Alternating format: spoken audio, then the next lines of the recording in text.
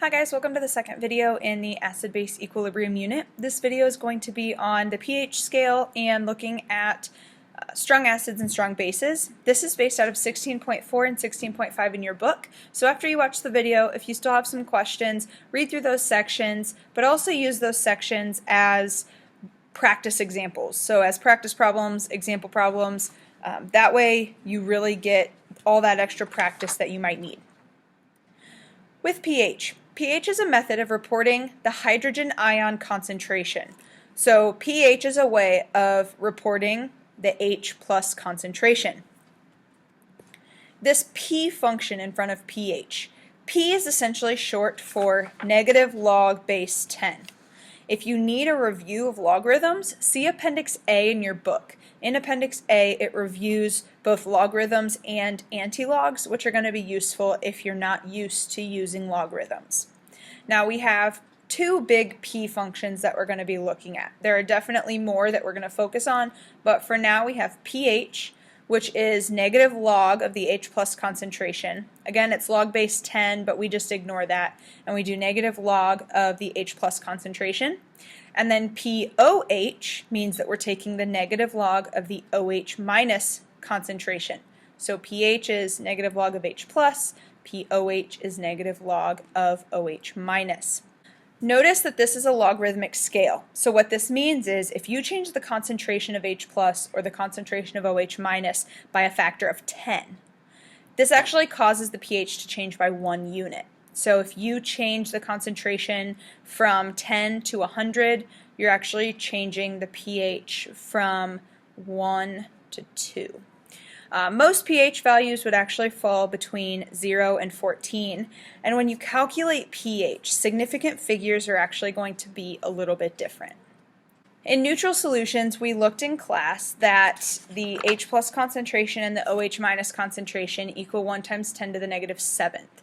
Because you have Kw, which is 1 times 10 to the negative 14th, and because the two concentrations are equal, the concentrations of H+ and OH- equal 1 times 10 to the negative 7th. Now notice here 1.0, that's two significant figures. So we have 1.0, that's two significant figures. Now the significant figures with pH are going to be different. Instead of having the significant figures total, you're going to be looking at the numbers after the decimal. So you have two significant figures in the given, and then you're actually going to have two numbers past the decimal with your pH or your POH calculation. Now an acidic pH is something that is considered below 7, so anything below 7 is considered acidic. Basic pH is anything that is above 7, right? At 7 is neutral. So as we make solutions more acidic, so looking in this table at the bottom, this table you should fill in your notes, but as we make something more acidic, you're actually increasing the H+ concentration. So the negative exponent is actually going to become larger. So let's say it goes from negative 7 to negative 3. What you're actually doing as you're making something more acidic is you're decreasing the pH. So as you increase the H+ concentration, you're actually decreasing the pH. Or if you're making something more basic and you're looking at the H+ concentration, as you make something more basic, you're actually increasing the pH. So other P scales that we can look at. Remember that the P in pH tells us to take the negative log base 10 of the quantity. If it's pH, you're looking at hydrogen ions. If it's POH, you're looking at hydroxide ions. You could also take the pKw, so Kw is the ion product constant, or we're going to even look at Ka and Kb. So you could really take the negative log of anything and put a P out front. Now when we want to relate pH and POH, this is going to be useful because POH is a way to look at how basic something is. pH is a way to look at really how acidic or basic something is. But because the H+ concentration and the OH- concentration can be multiplied, and that's the Kw, we can actually take the negative log of everything. So if you take the negative log of H+, the negative log of OH-, and the negative log of Kw, what we actually get is pH plus POH equals 14. So if you know one of them, you can actually find the other using this relationship. Now something that's going to be useful is the pH loop. So you have this pH loop. All of the equations that are in blue are on your equation sheet. You just need to know how to use them. The ones that are not in blue are also very useful. You're going to have to just memorize. This is using the anti-log. So if you know the pH and you're trying to find the H+ concentration, you're actually going to take 10 to the negative pH. Same thing if you know pOH and you're trying to find OH- concentration, take 10 to the negative pOH to find that concentration. Just a little hint as you're working through this. Whatever variable you're trying to solve for, put it on a side by itself. So if you're solving for pH, do pH equals negative log of H+. If you're trying to solve for H+, you do H+ equals 10 to the negative pH. This slide just shows a various list of household or everyday substances and their pHs, just to give you kind of a wide range of things that you might be used to, and maybe you didn't know that it was acidic or it was basic. So how do we measure pH? Well, there are two ways we can measure pH, one being more accurate than the other.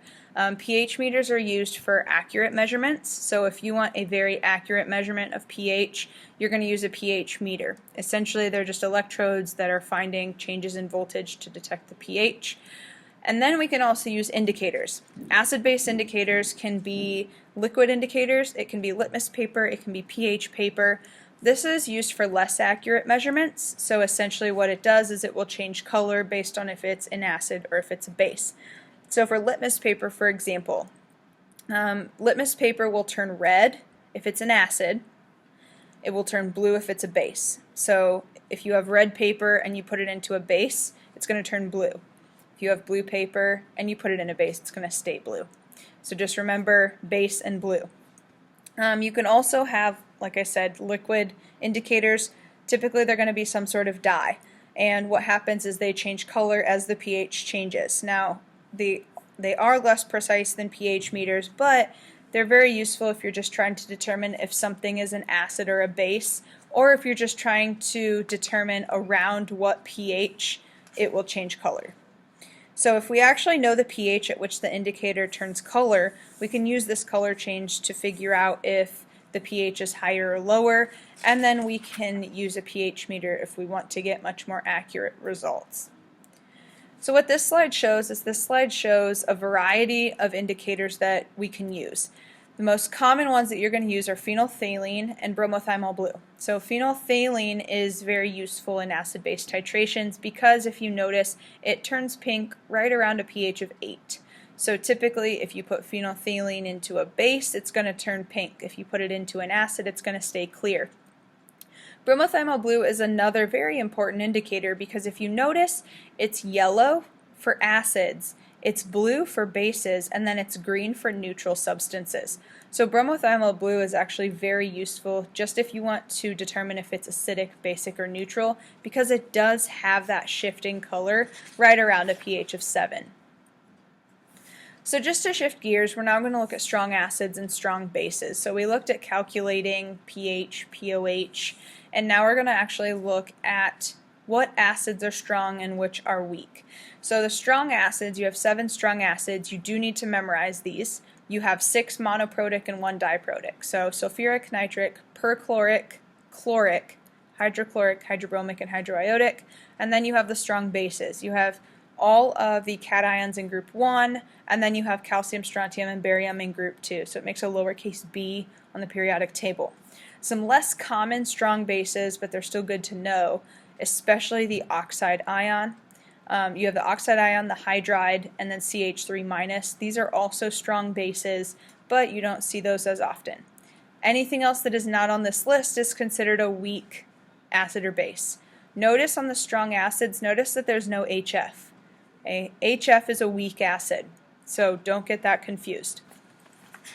So with strong acids, they are by definition strong electrolytes, which means that they totally exist as ions in solution. So they'll conduct electricity because they're all ions. We also do not use the double arrow. When you deal with strong acids and strong bases, you use a single arrow because the reaction lies entirely to the right. The products predominate at what would be equilibrium, but we don't have an equilibrium because we don't have any of the reactants, because they ionize or they dissociate completely. Now, in a strong acid, the only source of H plus that we get comes from the acid. So if we want to calculate the H plus concentration in a strong acid, the H plus concentration is equal to the concentration of the acid. Now this is true for monoprotic. If it's diprotic, you're going to have to actually multiply the acid concentration by 2, right? Because you have twice as many H's, so you're going to have to actually do some stoichiometry to get from the concentration of the acid to the concentration of H plus. So then once we know the H plus concentration, we can actually calculate the pH of the solution. Now, if the molarity of the acid is very small, less than 1 times 10 to the negative 6, we have to take into account Kw. With strong bases now, again, they make a lowercase b on the periodic table. Just like strong acids, strong bases are strong electrolytes. They dissociate completely, so you have all ions, so you have a single arrow. What you can do then is you can find the pOH and therefore the pH of a strong base using the initial molarity of the base. Now be careful, because if you have a dibasic compound, so if you have, like calcium hydroxide, again you're going to have to do some stoichiometry to get the concentration of OH minus ions. What we're going to be doing in class is we're going to be doing some calculations with strong acids and strong bases in order to figure out pH, pOH, and a variety of other variables.